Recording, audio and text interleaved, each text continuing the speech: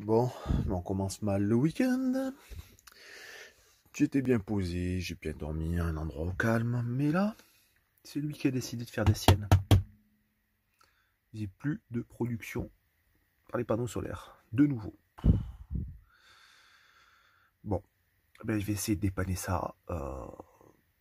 Soit c'est lui qui a encore grillé, soit j'ai un problème plus complexe. Donc je vais regarder. Bon, ben je sais pas exactement le problème que je rencontre, hein, mais là ça y est, ça refonctionne, c'est l'essentiel. Néanmoins, ça me prend le chou. J'ai de nouveau, j'avais fait branchement d'un petit wagon comme ça. Je suis retourné sur un branchement avec le disjoncteur et le coupe-circuit. Et ça refonctionne. J'ai juste refait les fils. Je sais pas si j'ai un faux contact quelque part qui fait que fonctionne comment le contact se fait, le voltage passe, mais pas suffisamment d'ampérage. Il va vraiment falloir que je surveille ça, mais c'est vrai que c'est stressant parce que si je me retrouve là au stade où j'en suis, par exemple à 12,8, ça m'aurait fait tenir 2-3 jours. Voilà. Donc faut vraiment que je fasse gaffe. Enfin bon, ça va, pour l'instant mon week-end est sauvé. Je dis bien pour l'instant. Bon, malheureusement c'est pas tout à fait bon. Même si lui il me donne une recharge en cours. Sur le logiciel de gestion BMS, on voit que j'ai 0 courant rentrant là. 0 production alors que j'ai quasiment pas de consommation. Voilà.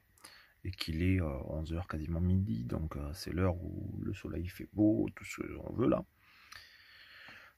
Donc je pense que j'ai un problème de faux contact quelque part qui diminue l'intensité arrivant ici. J'ai plus qu'à m'embêter. Allez, derrière là, derrière ce mur, j'ai des fils potentiellement qui pourraient faire faux contact ou sur le toit au niveau des panneaux solaires. Bon, on continue. Bon, ben voilà, comme je m'en doutais, c'est donc une des connectiques. Là, vous voyez, c'est les connectiques comme ça que j'ai enlevé. J'ai remis comme ça sans la partie plastique.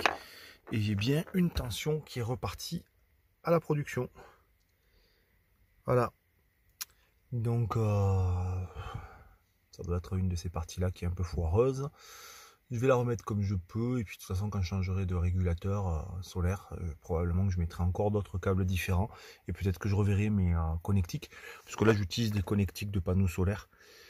Et finalement, pour faire le lien entre l'arrivée du panneau solaire et le renvoi vers le régulateur solaire, c'est pas forcément le plus adapté. Donc, je vais les refaire au propre. Et j'espère que je vais pouvoir continuer à avoir ma production parce que vous voyez là, midi, c'est vraiment le maximum de production qu'on peut avoir en hiver. Avec mes deux panneaux de 350 watts chacun, donc 700 watts global. Voilà, j'ai remis la connectique là-bas comme j'ai pu, j'ai été fait, refait, resserré, poussé au maximum pour que le contact se fasse. Et je réussis à avoir ma production solaire. Donc on est bon pour le moment, mais bon, comme toujours, hein, c'est un point sensible qu'il faut que je maîtrise un peu mieux prochainement en refaisant un câblage probablement. Mais bon, allez, maintenant que j'ai du soleil, je vais pouvoir vaquer à autre chose.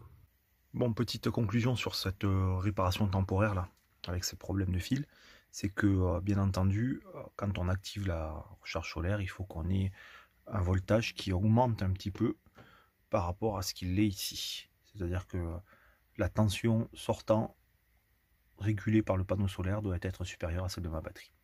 Si j'ai l'icône mais que je n'ai pas de tension modifiée, la tension de la batterie ne changeant pas ici, c'est que clairement il n'y a pas de recharge solaire, que la tension pose problème.